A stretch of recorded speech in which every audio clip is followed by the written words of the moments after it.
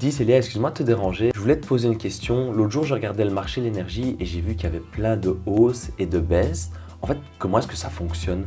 Alors en fait, le marché de l'énergie, c'est un marché boursier. Il a pour principe l'offre et la demande. Donc l'offre et la demande, du coup, qui sont influencés par différents facteurs. Donc ce sont des éléments externes, comme par exemple le climat, le contexte géopolitique, le contexte réglementaire. Et donc ce sont des éléments sur lesquels malheureusement on n'a aucun poids au jour le jour. Tous ces éléments-là qui font qu'en fait le marché est ultra volatile et qui expliquent qu'en effet tu vois des hausses et des baisses au quotidien.